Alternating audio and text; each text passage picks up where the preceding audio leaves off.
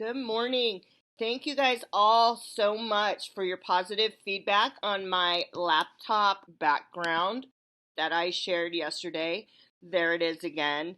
I was so much fun to make, and I'm super excited to be able to share with you a tutorial of how to create that and other Bitmoji scenes in Canva. Canva is kind of my go-to for images, and one of the things that is really nice about Canva is that they provide free pro memberships for educators. So first thing I'm going to do is show you how to do that. So if you just do a Google search for Canva for education, um, the link is right here. It's the first thing that comes up, and you can see apply for Canva's education program. And it's super simple to apply. You do need to submit the application, and I believe that you attach a copy of your teaching certification, or there was another document that I can't remember right off the top of my head that they will accept as well. The turnaround is pretty quick. I think it took less than a week. Yeah,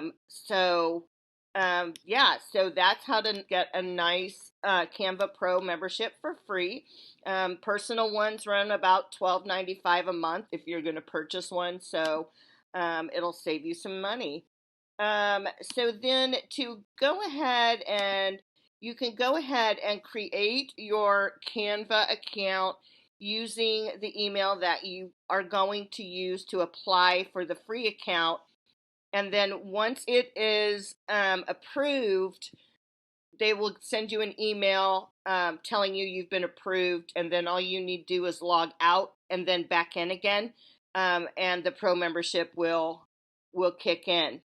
So the first thing I did, I have a MacBook Pro, and I wanted to make sure that my size on my background was correct because um, I didn't want the image to be distorted.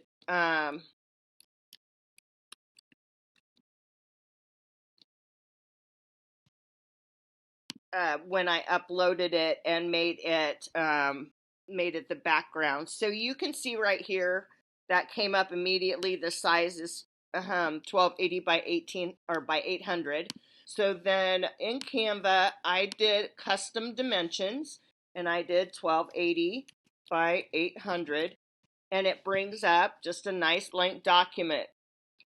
Canva also does provide a lot of templates for a lot of different files, which is nice, but I like to customize my stuff typically, and so I wanted a summer scene because I love summer. It's my favorite season, and typically I spend my summers at the pool.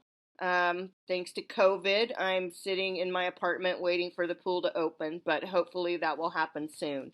So you will notice that they have a lot of trending or recently used categories here. You can see there's a Black Lives Matter one there. There is a summer one, but I specifically wanted a pool, so I just typed in a search for pool, and then found the image that I liked. You can choose any. I mean, it really is just a matter of what your tastes are. Um, and you want something that doesn't have tons of detail so that you can add your Bitmoji and whatever else you're going to put in there. Because I had a pretty good idea in my head that I was going to use the floaty Bitmoji, I wanted something that had a little floaty already in it. And then I found that one that I used. I'm just going to go back here and find it again. You can go to your recently used and you'll see, you can see some of the ones here that I looked at. This one's kind of fun. Let's go ahead and just use it as well. You want to be careful when choosing a background from a photo because you want to make sure that you can make it the right size without a lot of distortion or losing your graphics. I know also that I'm going to want the floaties themselves on the other side of the photo, so you can flip that. And then you can add your Bitmoji and whatever other elements that you want to add to your background.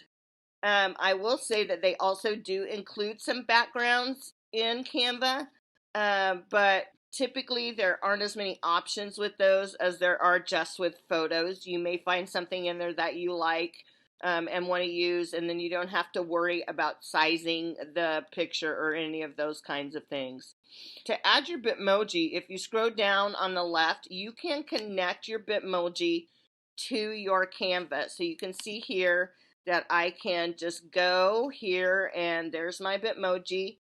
I can choose any of those and it will automatically insert it into the picture.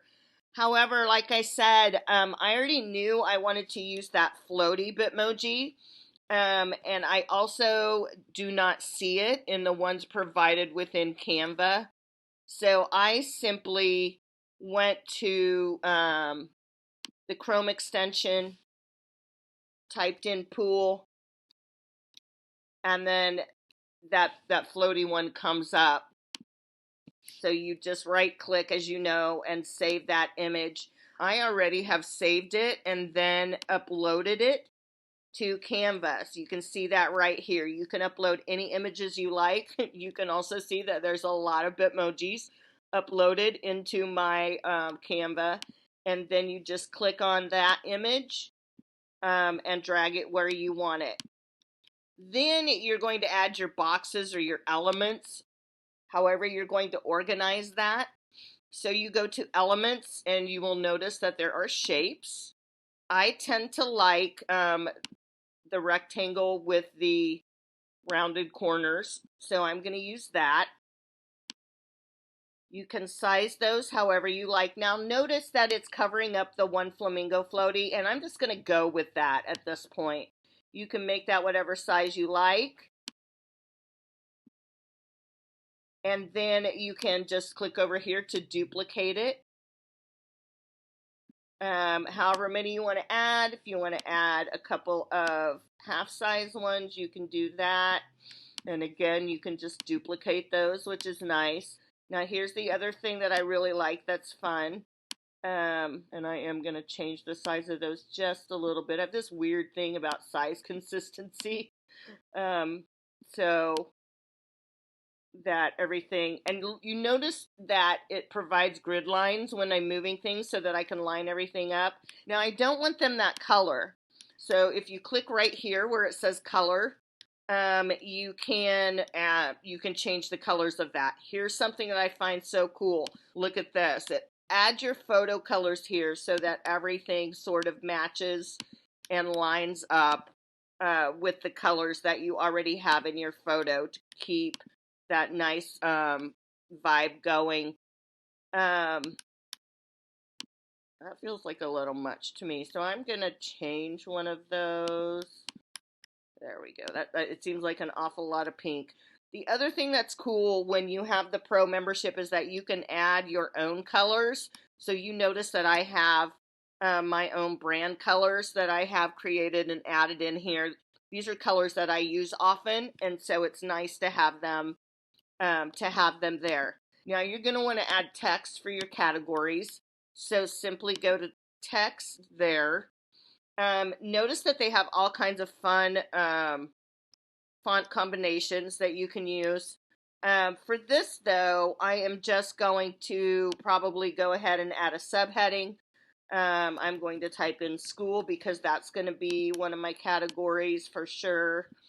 And then again, I can do a couple different things with my text. I can change the text font. I love this school bell font, so I use it a lot. You'll see that in a lot of my stuff. If you wanted to, you could also change the color of your font, but that makes it a little hard to read, especially on this pink color, so I'm just going to leave it black. Now, again, I can duplicate that carry it over, line it up, and change this to files. And then I'm just trying to think of some of the categories that I've seen people doing. I think temporary was one that I see quite often. And then there you have it. So you can make as many of these, whatever size you want. If you wanted to add yet another, depends on how many, but you see that's going to mess with the flamingo. That's okay. You can work around that however you want to. But that basically is how you create um, the desktop screen save the background. Then you're just going to download it as a ping file. Once it's downloaded, then you just go to that file. You can see here's my wallpaper. That's what I named it. You can name it whatever you like.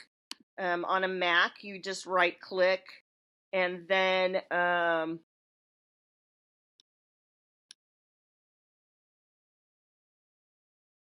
okay, set desktop picture. Sorry about that. I couldn't find it right away. And then set it as your desktop picture. If you're using a Chromebook or a PC, that looks a little different, I'm sure, but it's not a difficult process. If you go and look, I have created a lot of different Bitmoji things. In Canva, I also create, this is a graphic organizer that is going to be used. You'll recognize that as a Frayer model. I do work with ESL. So this one is for newcomer ESLs. That's why you see translation on that Frayer. But again, you can do those however you like. This one will be used in Seesaw as a template. You can see my various Bitmoji scenes here. This one is my email signature. This one I created for a teacher. Again, some more. This is another activity for Seesaw that I created. There are so many things you can do in Canva. Again, more Seesaw organizers. I am an instructional coach. Here I've done my Facebook cover. And I also have, you can also share these. I had originally a personal account, so I shared some of those.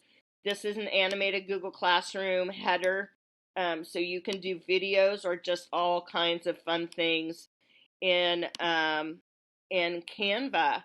So I also download these. For example, the classroom scenes, and you see that this is a whole week's worth of organizers on that particular one. Um, what I do is then I use those as a background on my Google Slides, so they're immovable, and everything is added there. Once I get it into my Google Slide, then all I need to do is add my links. So thanks for joining in. I hope this is helpful for you. If you have any questions, please feel free to direct message me or leave a comment. Thank you.